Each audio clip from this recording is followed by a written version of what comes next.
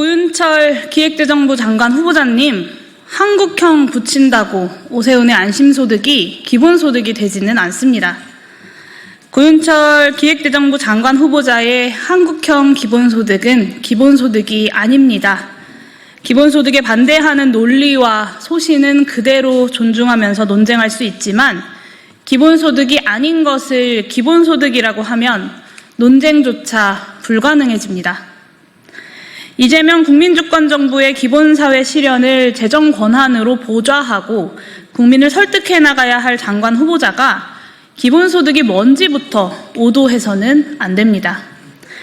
고윤철 후보자가 지난 3월에 펴낸 저서 잘사니즘, 포용적 혁신성장에서 밝힌 이른바 한국형 기본소득은 저소득 가구의 기본적인 삶을 영위할 수 있는 수준의 소득을 지급하되 국가의 적극적 고용정책과 결합해서 일자리 소득이 일정 소득 이상이 되면 그 지급을 중단한다는 것입니다.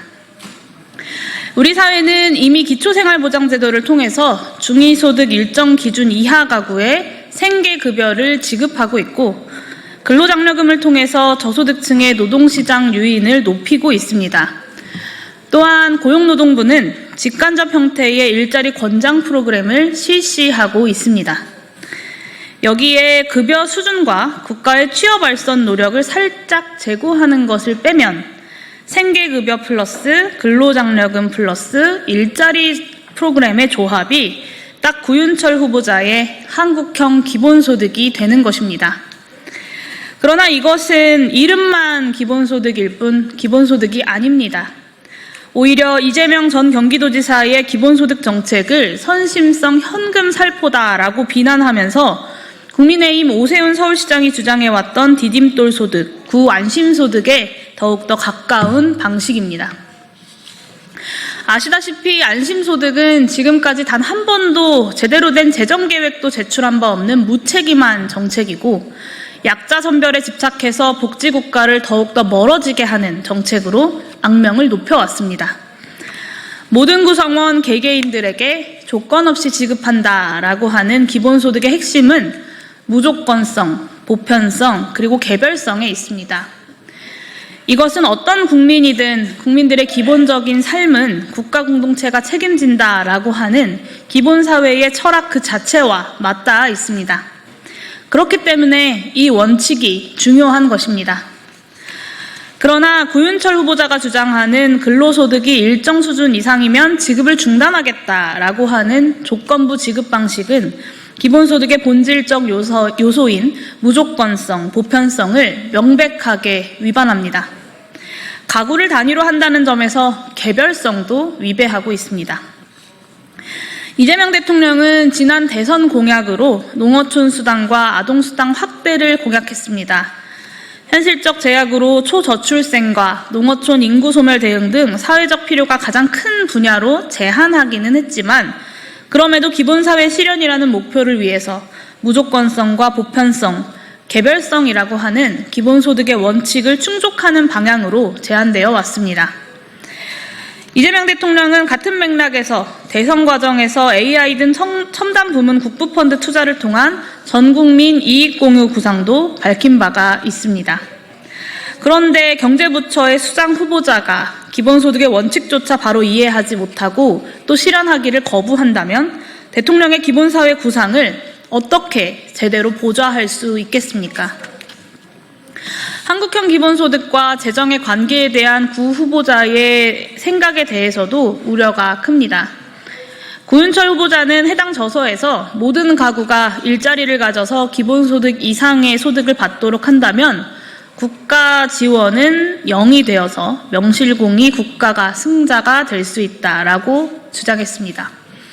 그런데 일자리 소득으로 모든 가구가 기본소득 이상의 소득을 번다라고 하는 가정부터 틀렸습니다. 중위소득의 일정 비율 이하 소득자로 정의되는 저소득 가구는 항상 존재할 수밖에 없습니다. 가령 지금 일자리 소득 150만 원 이하 소득 가구가 저소득 가구로 분류된다면 5년 후에는 200만 원 이하 가구가 저소득 가구로 분류되는 시기입니다. 더 우려되는 대목은 고윤철 후보자가 이 기본소득의 원칙을 올바르게 이해하고 있느냐를 떠나 기본소득을 통해 대응하려는 국가재정의 역할 확대, 현대 노동시장의 변화에 따른 소득 양상의 변화, AI 등 자동화 기술의 전개 등에 대해서 제대로 된 인식을 가지고 있는지입니다. 사실 기본소득은 근대국가의 태동기부터 논의되어 온 오랜 개념이지만 신자유주의가 복지국가의 토대를 더욱더 악화시킨 이후 그 필요성이 분명해졌습니다. 실업과 불안정 저임금 노동의 확산, 이에 따른 소득의 양극화, 일자리 파괴, 자동화 기술의 급속한 진전 등이 바로 그 배경입니다. 그러나 구윤철 후보자의 인식은 이런 사회 변화를 전혀 고려하지 않는 것으로 보입니다. 모든 가구가 일자리에서 충분한 소득을 버는 완전 고용 상태라고 하는 유토피아적 가정을 전제로 재정 지출이 제로가 되는 시장 소득 상태를 국가의 승리로 보는 날뛰 낡은 관점이 바로 그 증거입니다. 신자유주의의 천병이었던 기획재정부가 대통령의 뜻대로 국민을 위한 기획재정부로 거듭나기 위해서는 이런 사회경제적 구조의 변화를 직시하고 과감하게 국가적 전환을 결단할 수 있는 사람이 수장이 되어야 합니다. 기본소득을 둘러싼 인식과 재정을 보는 관점이 완전히 잘못된 참모가 권한을 준다면 국민주권정부의 기본사회 실현은 한 발짝도 앞으로 나아가지 못하게 될 것입니다. 대선 직전 불과 3개월 전 오세훈표 안심소득을 한국형 기본소득으로 소개한 이 중차대한 거짓과 오류에도 불구하고 속단하지는 않겠습니다. 지금도 같은 관점을 고수하고 있는지 아니면 보다 나아진 관점을 가지고 있는지는 인사청문회를 비롯한 국회와 언론의 검증 과정을 통해서 철저하게 따져져야만 할 것입니다.